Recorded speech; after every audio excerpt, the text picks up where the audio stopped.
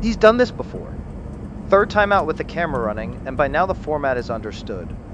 The car goes somewhere. The footage comes back, and we figure out what it means after the fact. This one has a wrinkle. He went to pick something up. Something apparently worth crossing the Jacques-Cartier bridge at golden hour on a Sunday. The footage does not specify what.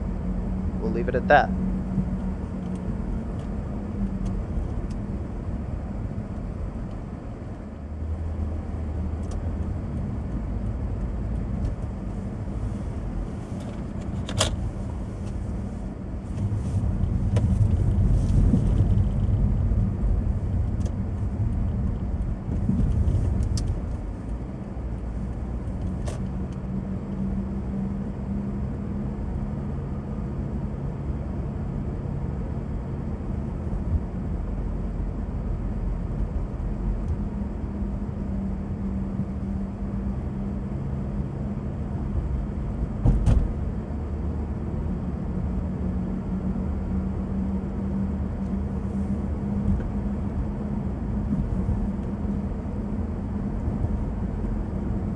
The bridge is the first real event. He's heading north, which puts the sun directly at the camera.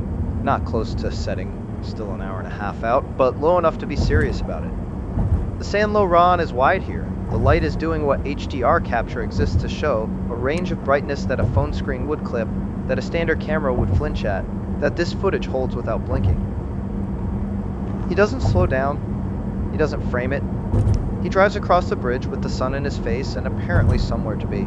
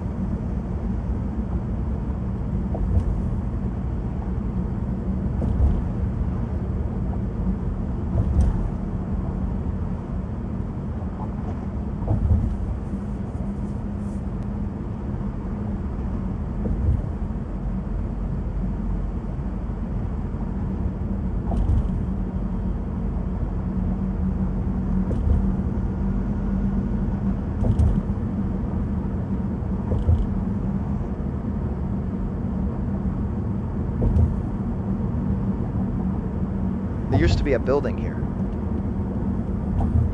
The Familex, which in its last years had become mostly a surface for large billboards and a place where people without other options stayed, burned in January. It's gone now. And what that absence opens up at this particular angle, at this particular light, is a corridor straight into Plateau Mont Royal. Large trees, the kind of canopy the neighborhood has been accumulating for decades. Drivers never saw this from the road before. The building was always in the way. The footage catches it almost incidentally. The camera car wasn't here for the gap, but the gap is there.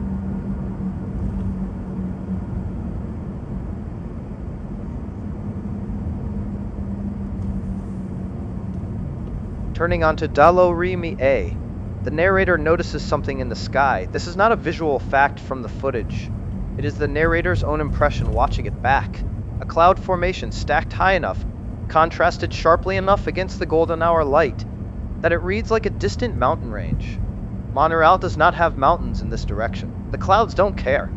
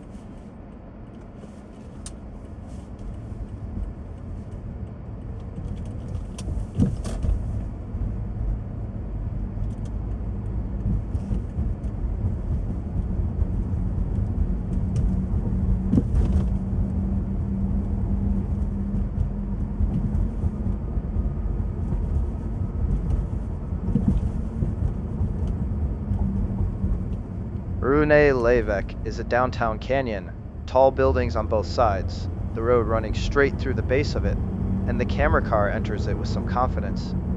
This is not a tentative merge. He moves across the boulevard briskly, like a man who knows where he parked last time and is already thinking about it. The sun is hitting the cross streets at a perpendicular angle, throwing light between the buildings in the kind of bands that make urban HDR footage look like it was planned. It was not planned. He's just driving to pick something up.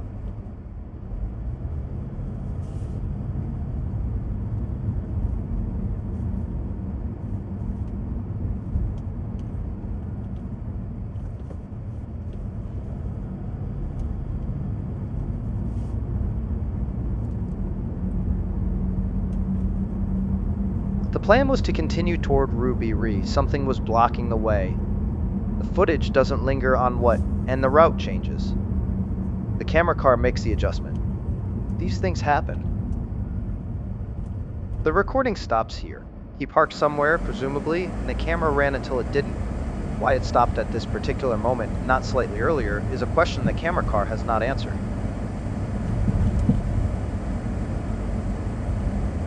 The second sequence opens on a different part of the city. He's heading back now, or heading toward the bridge at least. Avenue Savoie, then Maisonneuve. The golden hour is still holding.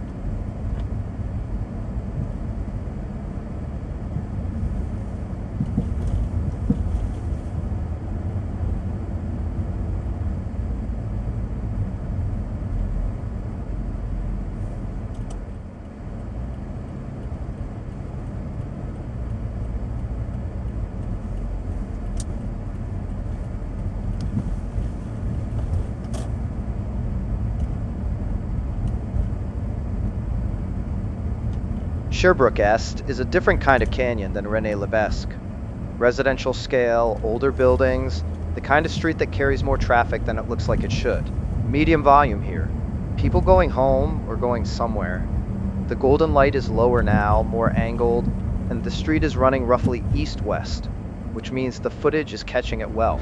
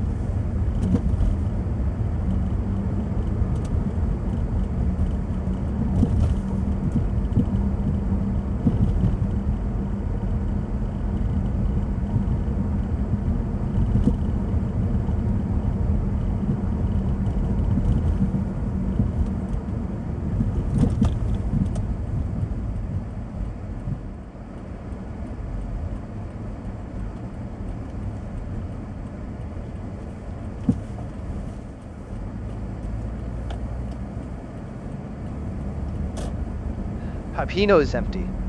Not slower than usual, not quieter than usual, empty. This is a stretch of road that gets cut from the footage more often than not because there is generally not much to say about it. Today there was nothing on it. The camera car is alone. The editor who watches this footage back and considers whether to use this particular minute will notice the same thing the narrator notices now. That an empty collector road at golden hour, with no other cars in either direction, is a slightly different thing than it looks. The city is large. This does not usually happen.